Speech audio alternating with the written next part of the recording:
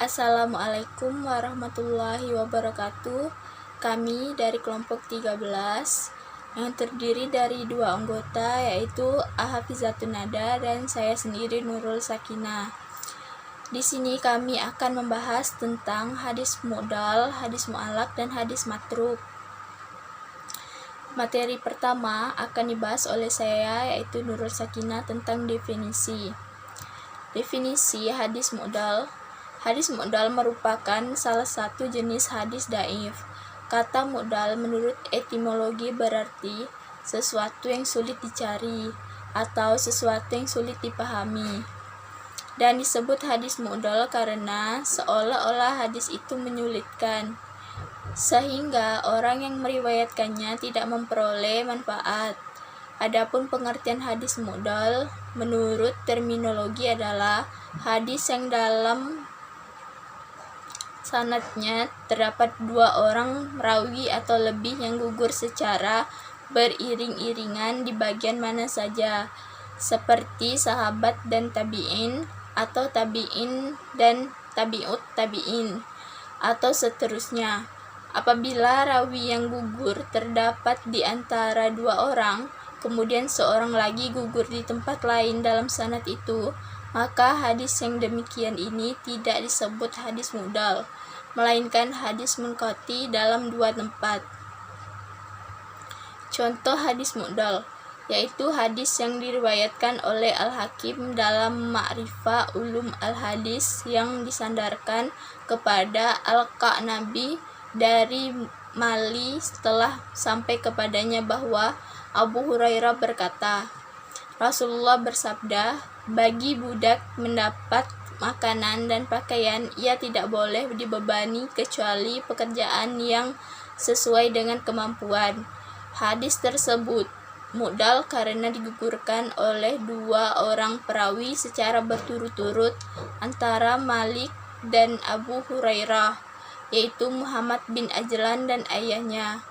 Hadis mu'dal tergolong mardud atau tertolak karena tidak diketahui keadaan perawi yang digugurkan, apakah mereka tergolong orang-orang yang diterima periwayatannya atau tidak.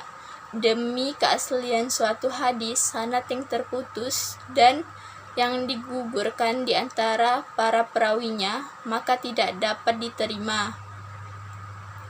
Hukum hadis mu'dal. Hadis mu'dal adalah hadis dhaif dan bahkan statusnya lebih buruk daripada munqati dan mursal karena banyaknya perawi yang hilang dalam sanadnya. Yang kedua yaitu definisi hadis mu'allaq. Mu'allaq secara bahasa adalah isim maf'ul yang berarti terikat dan tergantung.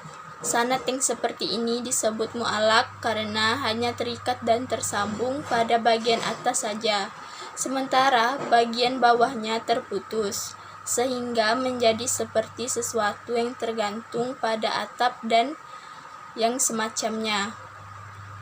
Hadis mu'allaq menurut istilah adalah hadis yang gugur perawinya, baik seorang, baik 2 orang, baik semuanya pada awal sanad yang berurutan. Kata mu'allaq menurut etimologi berarti dinding atau sejenisnya menggantung, dan itu artinya ialah menyangkut segala sesuatu yang terputus dan dari kesinambungan. Sedangkan pengertian hadis mu'allaq menurut terminologi adalah hadis yang dibuang rawi-rawinya pada permulaan sanad, baik rawi yang dibuang atau digugurkan itu 1 atau lebih, secara beriring-iringan maupun tidak, dan walaupun dibuang sampai pada akhir sanad. Jadi hadis mu'allaq adalah hadis yang sanadnya bergantung karena dibuang dari awal sanad seorang rawi atau lebih secara berturut-turut. Macam-macam hadis mu'allaq.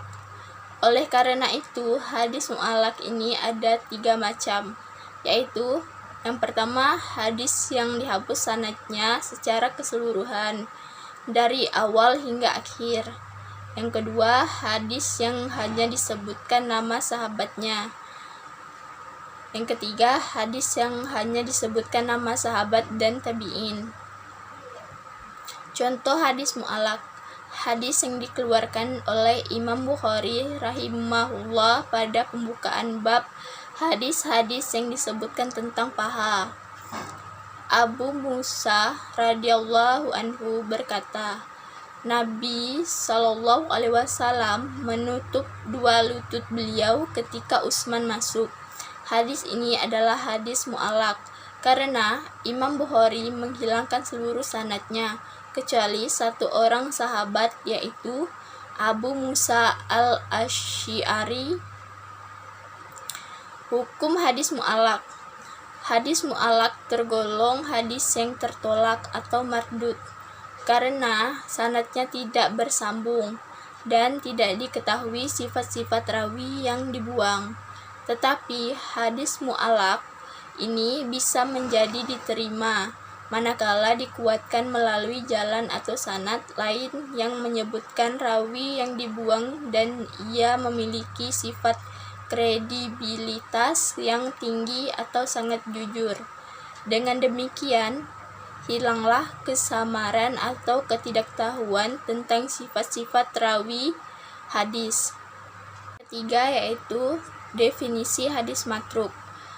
Menurut istilah ilmu mushalah, al-hadis adalah hadis yang pada sanadnya terdapat rawi yang tertuduh berdusta.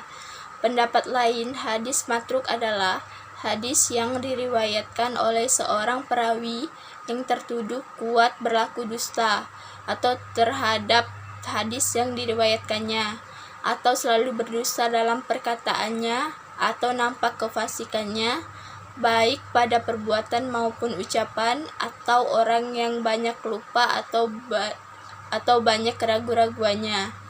Yang dimaksud dengan rawi dusta ialah seorang rawi yang terkenal sebagai seorang pendusta tetapi belum dapat dibuktikan bahwa ia sudah melakukan dusta dalam periwayatan hadis. Bila dia bertaubat dengan sungguh-sungguh, dapat diterima dalam periwayatan hadisnya. Hadis matruk yang diriwayatkan oleh seorang perawi yang terdapat kelemahan pertama.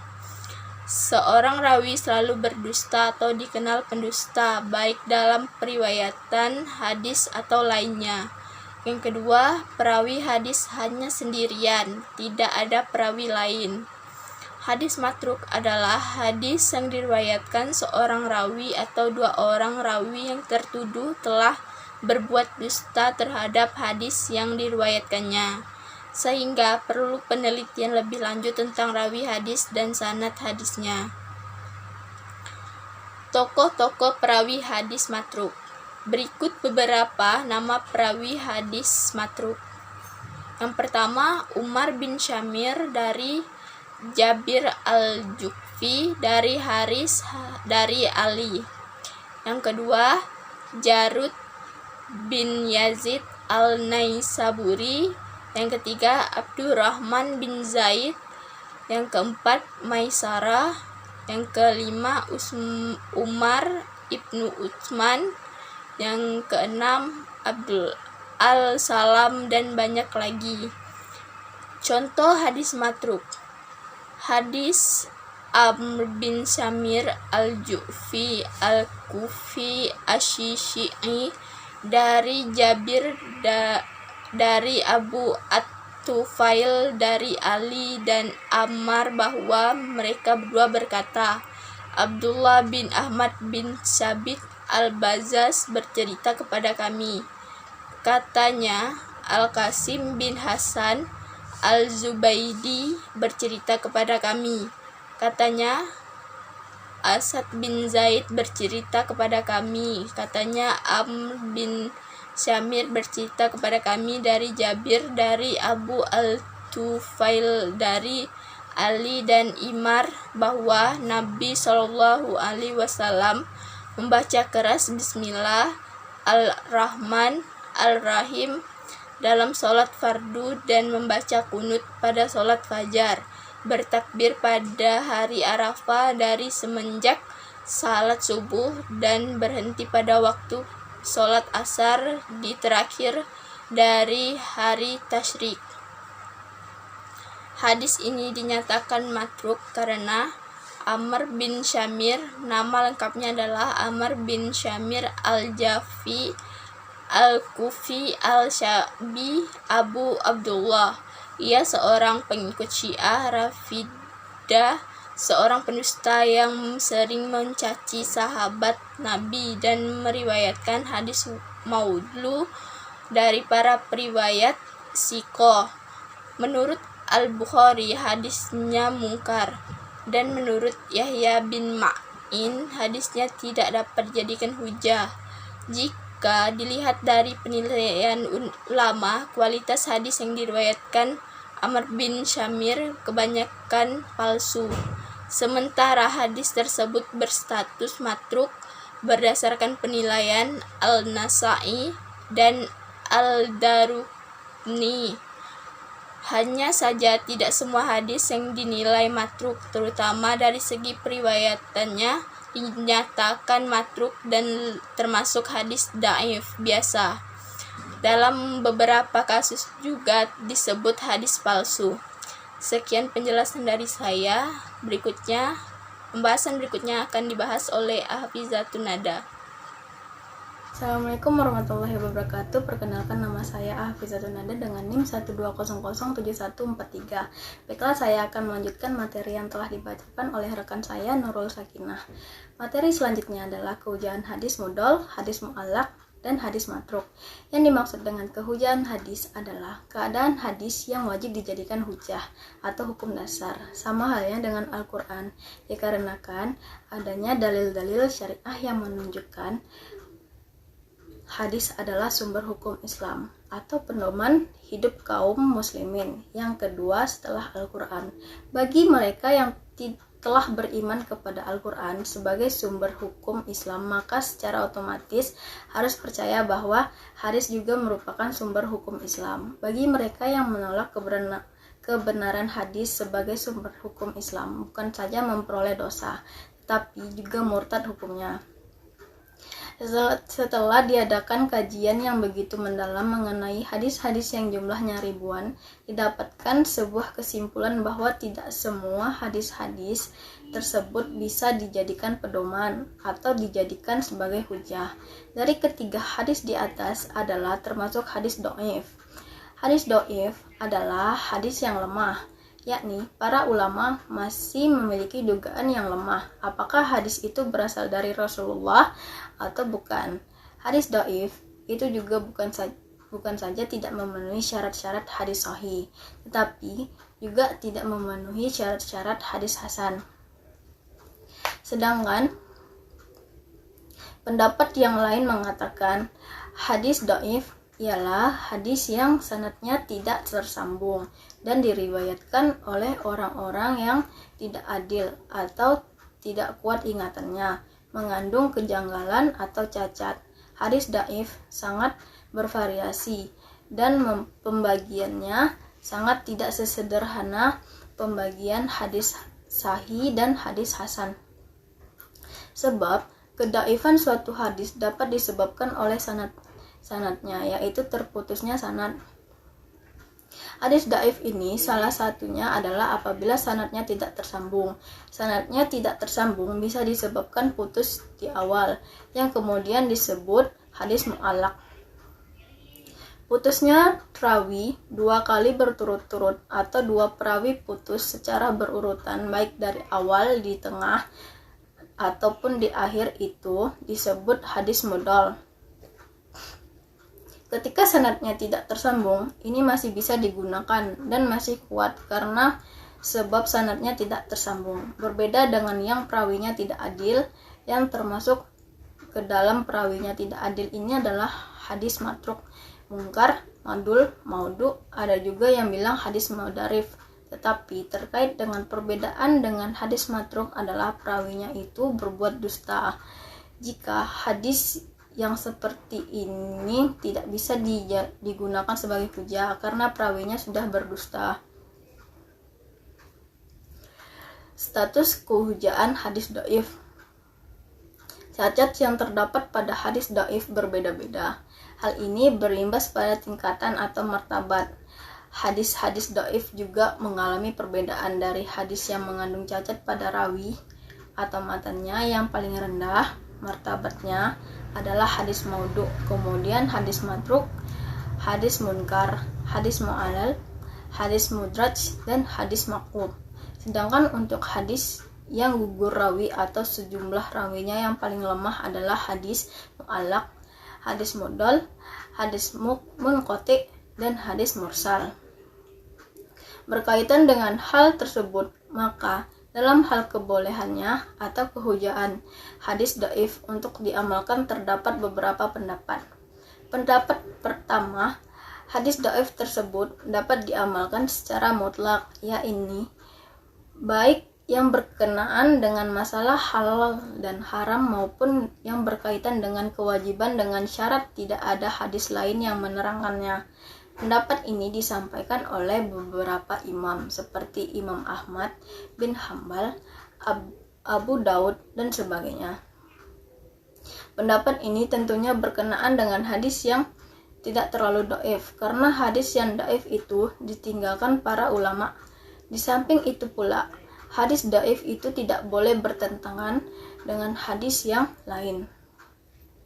Pendapat yang kedua, dipandang baik mengamalkan hadis dhaif dalam faidatul amal baik yang berkaitan dengan hal-hal yang dianjurkan maupun dilarang. Segolongan ulama yang dipimpin oleh Syekh Muhyiddin An-Nawawi menyatakan sudah menjadi kesepakatan ulama akan diperbolehkannya menggunakan hadis dhaif sebagai dalil untuk faidatul amal. Ibnu Daqi memberikan syarat dibolehkannya penggunaan hadis dhaif dalam faidatul amal. Yang pertama, hadis dhaif itu harus benar-benar ada berdasarkan sumber yang asli, artinya bukan rekayasa seseorang. Kedua, tidak menganggapnya sebagai hadis sahih ketika mengamalkannya, tetapi menganggapnya sebagai langkah antisipasi saja. Yang ketiga, telah disepakati untuk diamalkan, yaitu hadis dhaif yang tidak terlalu dhaif. Yang keempat, hadis dhaif yang bersangkutan berada di bawah suatu dalil yang umum sehingga tidak bisa diamalkan hadis dhaif yang sama sekali tidak memiliki dalil pokok. Pendapat yang ketiga, hadis dhaif sama sekali tidak dapat diamalkan, baik yang berkaitan dengan faidatul amal maupun yang berkaitan dengan halal haram. Sekian materi yang telah saya bacakan. Apabila ada kesalahan kata mohon dimaafkan. Wabillahi taufik wal hidayah. Assalamualaikum warahmatullahi wabarakatuh.